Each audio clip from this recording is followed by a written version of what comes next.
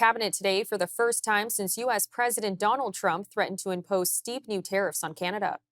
Trump said in a letter to Carney last week that the United States will put a 35% tariff on Canadian goods starting August 1st. The White House says that the new tariffs would not apply to goods that are in line with the Canada-U.S.-Mexico Agreement on Trade. Canada has yet to respond formally to the latest threat or to Trump's recent moves to impose lofty tariffs on copper imports and double existing levies on steel and aluminum. Carney and Trump agreed last month to work toward a new trade and security pact by July 21st. But the U.S. president pushed back the timeline to secure a deal. I'm now joined by our correspondent, Wyatt Sharpe. Wyatt, thank you for the time today. Thank you. Now, how much do you think counter tariffs dominated the discussion today between Carney and his cabinet? Yeah, it was obviously probably one of the main central themes, as you pointed out there in the introduction. The meeting comes on the heels of that July 11th letter that was sent with respect to the copper tariffs that are going to be coming into effect on August the 1st, which really left open kind of the possibility of further increases from the United States if Canada decided to retaliate and impose retaliatory tariffs on that 35% figure.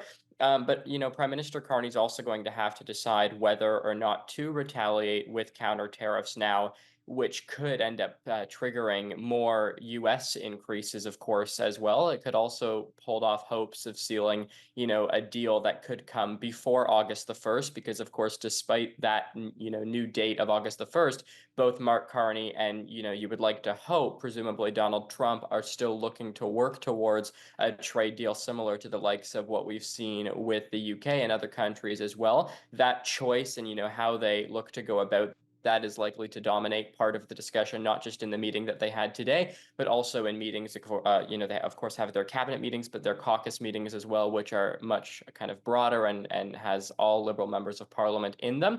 And then just lastly on this, ministers are going to have to look at the economic pain that consumers and producers are feeling and try to balance that with the negotiating leverage. Of course, that's something that Canada, unfortunately for us, doesn't have as much of as the Carney government is leading us to believe, certainly in some sectors like aluminum being one of them, but 65% or so. But other than that, for the most part, the United States does have most of the leverage. So I think we can expect this to be kind of the central strategic, question, not only that came out of this meeting that was held today, but also, meetings that'll continue to be held because, of course, remember, the government has one cabinet meeting every week.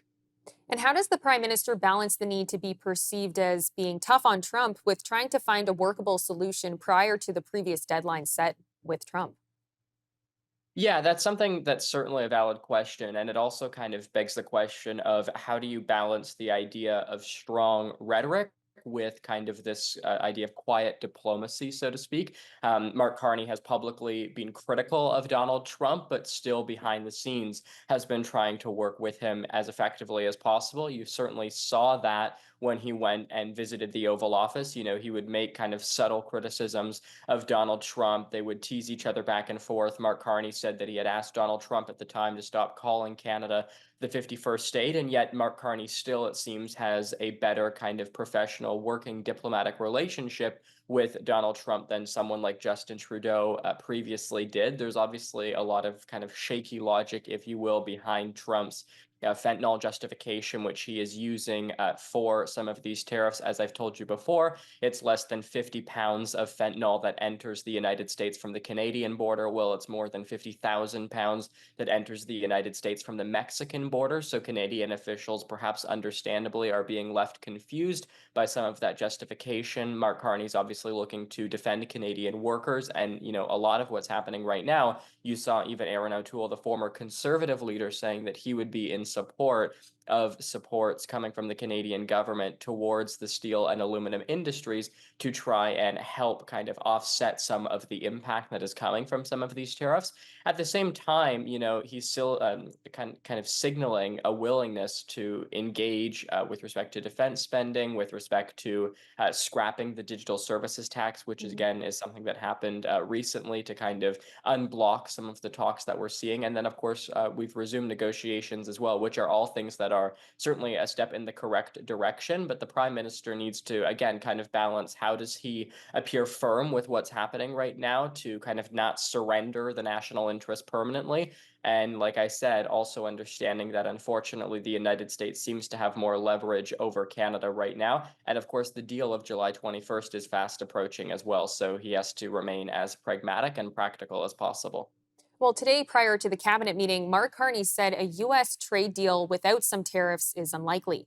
But is there a possibility where a deal could be made and tariffs could be avoided?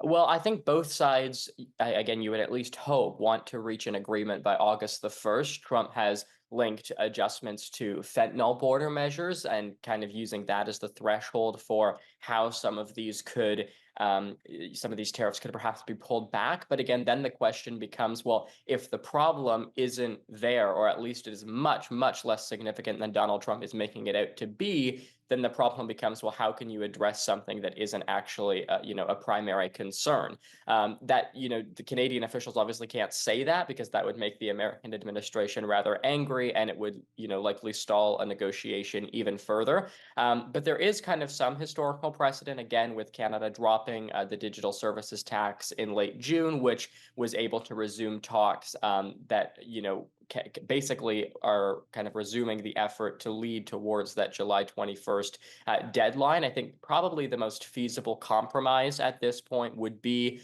some type of reinforced security measures. Again, Canada has already made a lot of investments in terms of trying to assist with decreasing the amount of fentanyl, but also looking to perhaps negotiate various exemptions that could avoid or lower the 35% tariff. We're not looking to necessarily get rid of tariffs altogether, but just some type of rapid progress is obviously what's necessary in coming days as we edge closer to that deadline.